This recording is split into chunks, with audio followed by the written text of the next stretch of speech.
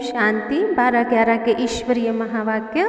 मीठे बच्चे, हर एक पाठधारी आत्मा आधा समय सुख आधा समय दुख का पाठ बजाती है।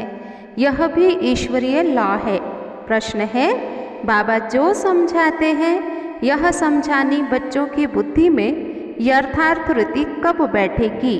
जवाब है, जब बुद्धि शुद्ध बनेगी। जितना जितना जो पुरुषार्थ कर खाद निकालते जाएंगे उतना बाबा की समझानी बुद्धि में बैठती जाएगी। अभी तक बच्चे सतों तक भी मुश्किल पहुँचे हैं। हर एक का पुरुषार्थ अपना है।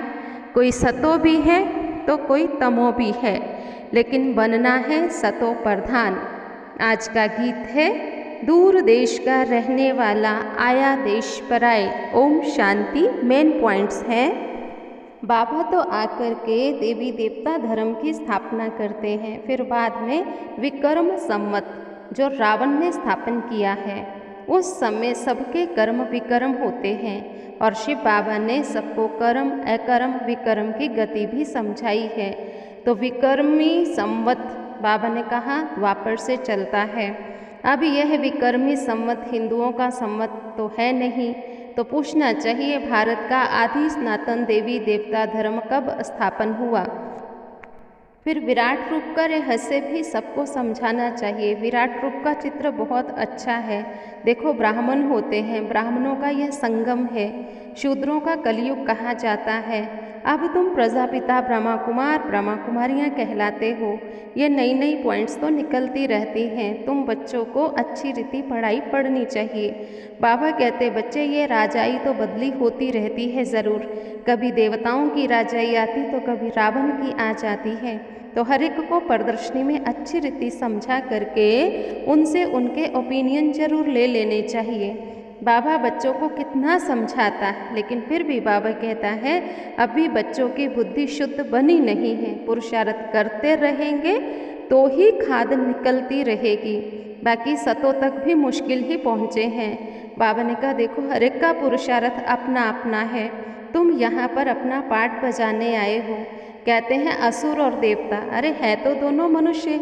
ऐसे नहीं कि असुरों की कोई भयानक शक्ल होती है, वो लड़ाई में गोले गैस आदि जो बनाने की ड्रेस पहनते हैं वह भी आसुरी संप्रदाय के हैं। तुम राम संप्रदाय के हो, क्योंकि तुमने अभी 5 विकारों को छोड़ दिया है। यहाँ बहुत बाबा के पास आते हैं, लेकिन विकारों के साथ हमारी लड़ाई होती है, इसलिए कोई 2 मास आकर के थक जाते हैं। फिर समझा जाता है इनकी तकदीर में ही नहीं है। अभी देखो प्रजा कितनी है। बाबा कहते देखो, कोई ना कोई कमी होने के कारण कई मनुष्य भूख भी मर जाते हैं। कोई तरफ बारिश ना होने के कारण अकाल भी पड़ जाता है। ये मूसलाधार बरसात आदि भी पड़ेगी, क्योंकि विनाश तो होना ही है। यहाँ इतना कुछ होता है, बाबा ने कहा तुम तो देख भी नहीं सकेंगे। अच्छा देखेंगे विनाश हुआ, शरीर छोड़ेंगे तो फिर सब भूल जाएंगे, सारी दुनिया ही खत्म हो जाएगी, दुनिया ही बदल जाएगी। तुमको तो सब कुछ भूल एक बाप को याद करना है। तुमने मूल वतन का रहस्य भी समझा है। अच्छा, माया ने तो बुद्धि को ताला लगाया है। बाबा ने कहा कई बच्चों का तो देखो कैसा हाल होता है, धंधाधोरी में जाते सब भूल जाते हैं। अच्छा, मीठे मीठे सिक्किलध है बच्चों प्रति माता पिता बाप दादा का याद प्यार, गुड मॉर्निंग और नमस्ते। धारणा, भगवान हमको पढ़ाकर भगवती भगवान बनाते हैं, इसी खुशी व नशे में रहना है। रचता और रचना का ज्ञान बुद्धि में रख दूसरों को सुनाना है। जैसे बाबा किसी बच्चे की बात दिल पर नहीं रखते, ऐसे किसी की बात दिल पर नहीं रखनी है। वरदान, करावनहार की स्मृति से सेवा में सदा निर्माण का कार्य करने वाले कर्म योगी भव। कोई भी कर्म योगी की स्टेज में परिवर्तन करो। सिर्फ कर्म करने वाले नहीं, लेकिन कर्म योगी। कर्म अर्थात व्यवहार में योग अर्थात परमार्थ दोनों का बैलेंस। शरीर निर्वाह के पीछे आत्मा का निर्वाह भूल ना जाए। जो भी कर्म करो यह ईश्वरीय सेवा अर्थ हो।